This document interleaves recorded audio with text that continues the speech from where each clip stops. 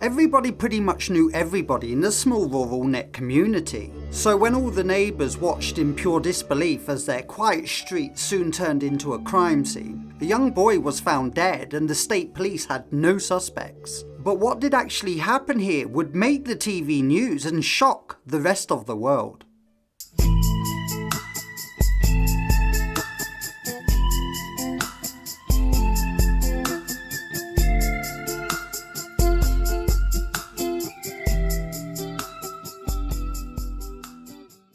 Good morning, good afternoon, and good evening. Wherever you may be in the world right now, I'm Lloyd, and you're watching When Evil Follows. Neighbors watched in disbelief as their quiet street was turned into a crime scene. Derek Robie was beaten to death. Autopsy reports show he died from blows to the head. State and local investigators have no suspects. Today's case takes us to Savona, a small village in the suburb county of New York. Savona has always been a quite small, hidden-away village with a population of around 950 people. Stats and statistics show that the village has actually been in a slow decline ever since the early to mid-1990s. During the 90s, I think it's fair to say that most people living in the village felt relatively quite safe. A small community where people knew everyone. And the children could play out in the streets until dark falls. The people living in the village, they could often go out and leave their front doors and windows unlocked with no concerns. And so this case sees us focusing on two different families who lived within the same village. The Robie family and the Smith family. Both families were living at the opposite ends of the same village. Dale Robie was a 34-year-old man, painter and decorator. And his loving wife Doreen Robie, she was a 27-year-old stay-at-home parent to both children, Dalton and Derek. Dalton was the youngest, and Derek was born on the 2nd of October in 1988, who was just a couple of years older than his younger brother. Derek was a warm-hearted and loving, kind child, and to him, every day was a playground day. He was always full of high energy, and just like any other child, he loved to ride his bike and play out on his skateboard. Derek also took an interest in animals, wildlife and insects, even collecting spiders from inside the family home to take out into the outside garden in order to keep them safe from harm. Derek was a super confident young lad, and he would always try and do everything by himself. He really loved the sense of achieving, and that strong passion would grow throughout his personality. He enjoyed fishing and he loved playing the drums and attending kindergarten at Campbell School, and would always enjoy reading storybooks to his little brother Dalton just before his bedtime. All in all, Derek was a happy and content child who totally adored his younger brother and loved his mum and dad. The Robie family lived on Church Rectory, just off Church and McCoy Street. Just down the road at the other end of the village and less than a 10 minutes walk away lived the Smith family. Now the Smith family, they lived just off from Main Street, leading on to West Lamoka Avenue. Ted and Tammy Smith were proud, loving parents of Stacey Smith, who was 16 years of age, and Erik, who was 13 years old, and little Holly, who was barely 12 years of age. Ted Smith worked long hours at the Phillips Lighting factory, just outside the village in Bath, and Tammy would stay at home as a full-time parent. Tammy was also a teacher of the girls' softball and netball team at the local school, of which Stacey and Holly both enjoyed playing in. It was on the morning of August the 2nd in the year of 1993, when these two families' lives would completely change forever and becoming linked together for always. It was a warm morning, and it was also a school break day when Savona Village Park would open up their doors for a public event, inviting all the children in the local area to come and have fun and participate. All the children in the village would attend the camping event as they were fun and exciting, and all the local children, they really loved this special day, this special event. The camp was close to Robie's family home. In fact, it was less than 340 metres away, just down the road, in an open field. Little Derek was so confident, and on this particular day, he wanted to walk to camp by himself.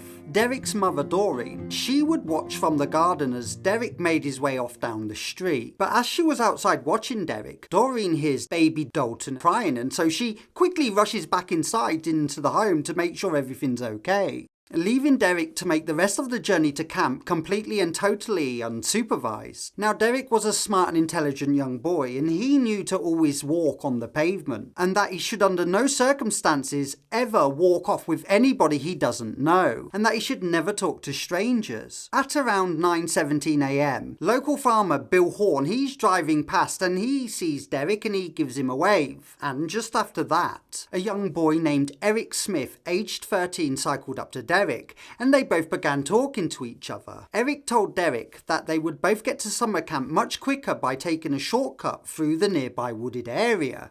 And although Erik was not a complete stranger, purely because they attended the same summer camp together and no doubt they would have seen each other around the village as well. Anyway, the little boy refused, but Erik, he kept on asking Derek, but Derek would keep on saying no. That was until Erik bribed Derek with sweets and chocolates, and so believing he's going to get to camp quicker with sweets and chocolates in his hands, that was more than enough to tempt little Derek. And so both boys headed off into the woods together. At around 10 a.m, Erik arrived at Summer Camp Park, and he was alone. However, just 2 hours later it started to rain, quite heavily.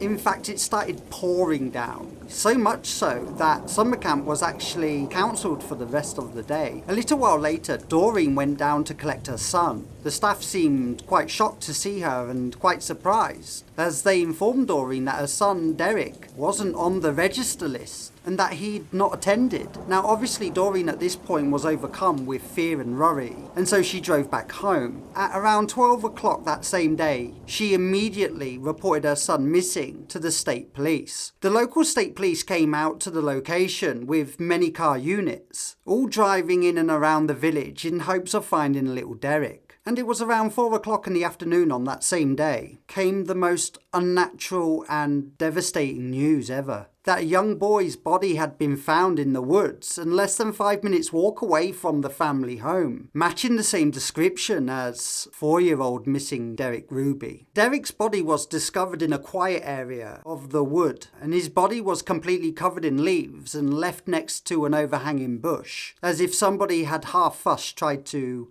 hide the body. It was also clear to see that he'd been strangled and then severely beaten, causing trauma, eventually leading to death. The local police department put out a public report on radio and TV, stating that they're looking for somebody who's aged between 20 and 50 years of age, who's male, and that this suspect could have been driving a large green pickup truck, as one was seen within the village and nobody had recognised it. And many eyewitness reports made to police all varied as to the description of who was driving the vehicle. Detectives working on the case, they began looking into similar cases between Julie Brando and Derek Robie's murder. Julie was aged 12 from Pittsfield, Massachusetts, and sadly she was reported missing just 2 years earlier. It would come to light that she was also abducted and then murdered, and her body was just left in the woods in a similar state of condition found to that of young Derek Robie. And worse still, the killer was never caught. Derek's sad loss of life and tragic murder had now completely changed the dynamics of the way residents would act and treat their children within their so-called safe community. Most of the parents from the village, if not all the parents, were now no longer allowing their children to stay out and play in the streets when dark fell. In fact, they weren't even allowed to play in the gardens. All the local community residents, they were all completely devastated as to how anybody could do this to such a young and innocent, charming young boy. On the 5th of August, state police who were working the case full time, they publicly spoke on TV stating that they still have no new leads and they don't have any suspects as to who the killer is. The Campbell Elementary Kindergarten was a place where young Derek really enjoyed spending all of his free time. It was just a couple of weeks later when Campbell Kindergarten would announce that they're dedicating the name of the field in Derek's honour and memory. On the 7th of August in 1993, the Robie family laid their little boy Derek to rest. It was a heartbreaking and emotional, soul-destroying day for the Robie family. There was over 700 people waiting in and outside the church, all all wanting to say their farewells and pay their respects to their little buddy. And just 4 days or so later, the police publicly announced new information regarding Derek's cruel and vicious murder. The police said they believe the killer to live locally or has some local knowledge of the area, and that whoever left the body where it was found strongly indicated that fact. Fast forward just a week or so later, and the date is now the 17th of August in 1993, when a retired police officer was spending time with his 13-year-old grandson, Erik Smith. He noticed large discrepancies within the changes of his grandson's story of events of what happened that day when young Derek was murdered, and he would soon come to quickly realise that his grandson Erik was without doubt involved in this crime. And so he took his grandson Erik to the local police station in Bath. And that's where Erik Smith, aged 13, admitted to all of the responsibilities for killing and murdering Derek Robie.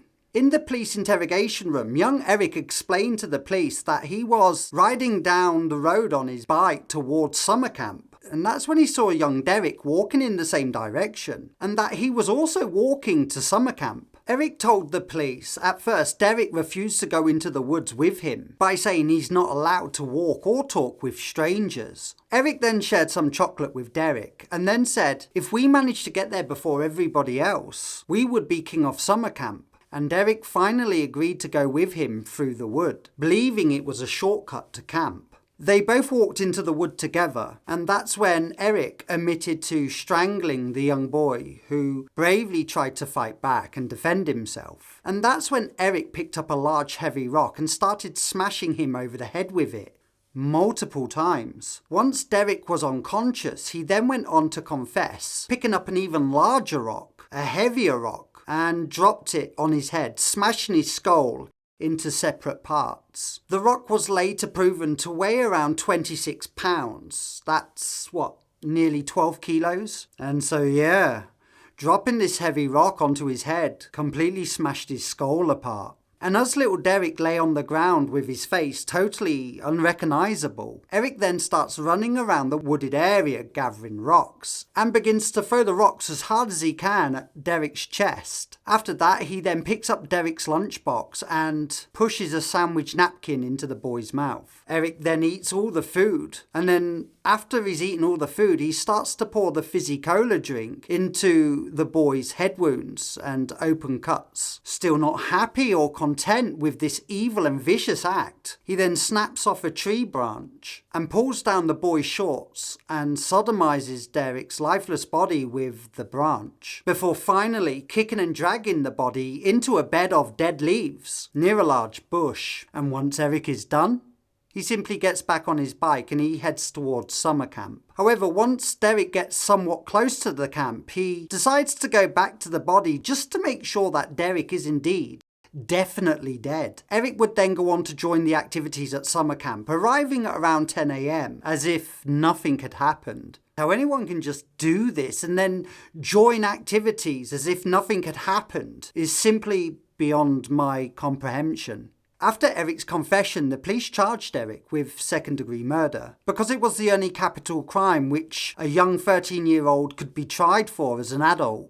The following consequences would see Erik being held at the Monroe Child Detention Centre, and he was made to appear at the High Court the following day. He showed very little emotion, if any, as he sat in court, confirming that he understood all the charges that were being put against him. Erik was refused any chance of bail and was immediately indicated on second-degree murder. Erik's family defence lawyer, he actually attempted to try and get this case moved into a family court, meaning if Erik was prosecuted, he would receive a much lighter sentence. Erik's defence lawyer would also try and attempt to have Erik's confessions overturned on the grounds that Erik was told by police if he tells the truth, then he can receive the correct help, and that the police officers didn't mention to him that he would be prosecuted. However, both of these attempts were completely unsuccessful, and for good reason. On the 10th of September in the year of 1993, Erik was asked in court, "How do you plead? Guilty or not guilty?" Unbelievably, Erik's defence team all claimed not guilty. on the grounds of poor mental health and not being in control of his actions, thoughts or emotions at all at that particular time. And so court was adjourned. And during that time, Derek was held in a maximum criminal youth centre. Clearly obvious to see that there was no chance of the bail order sliding away anytime soon, leaving the legal team to prove that Derek was in control of his thoughts and actions. The case took time, but eventually made trial on the 26th of July in 1994. Erik made his appearance in court, wearing a white Bugs Bunny shirt, trying to look vulnerable and much younger than the average typical 14-year-old boy. And Erik was made to give blood samples so that the doctors could check his hormone levels, like testosterone and other natural chemicals in the brain that could explain this violent behaviour. And these tests could potentially lead to explaining the violent occurrence and his actions. However, all of the tests and results came back perfectly normal.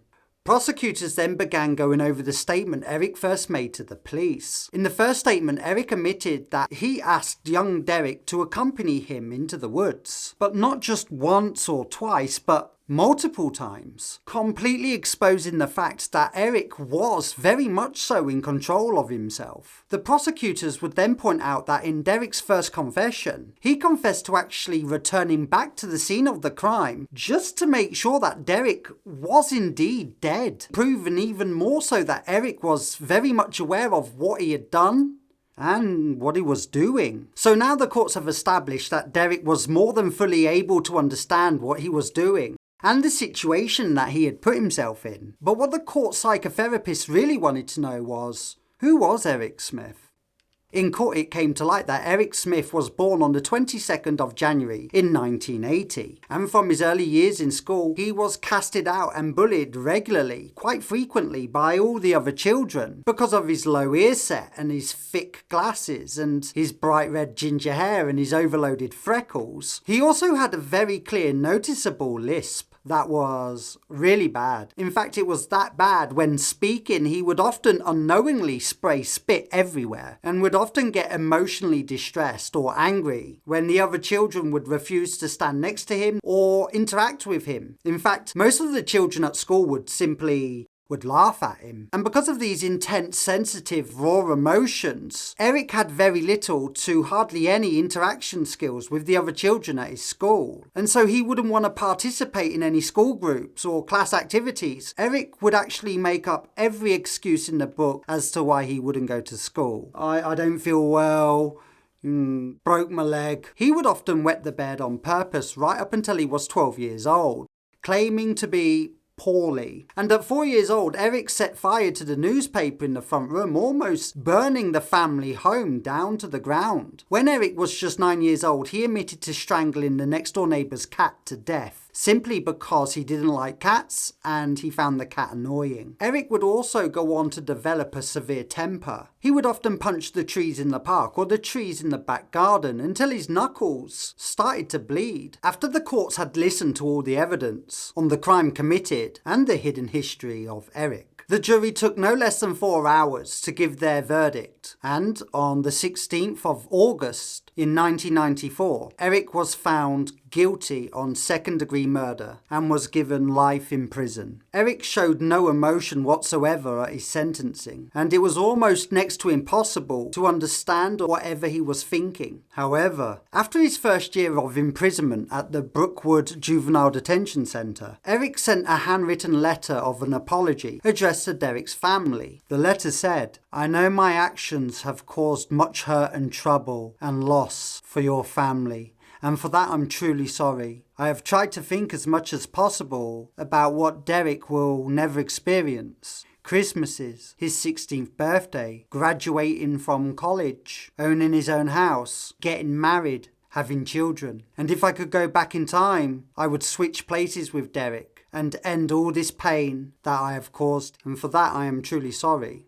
The quiet little village where Derek once lived, they still remember that beautiful little boy that was so cruelly taken. And they have placed a statue of Derek in the park to remember and honour his short life. The statute remains standing to this day, and as for Erik, he was refused parole 14 times until the 2nd of February in the year of 2022, when Erik Smith was granted parole at age 41, and after serving 27.5 years for his shocking and heinous crime, he actually became a firefighter on the 2nd of March that same year in 2022. You know, it's just impossible to understand the pain and sadness that Robie's family live with, even to this day, as they continue to serve their long life sentence without their little baby boy.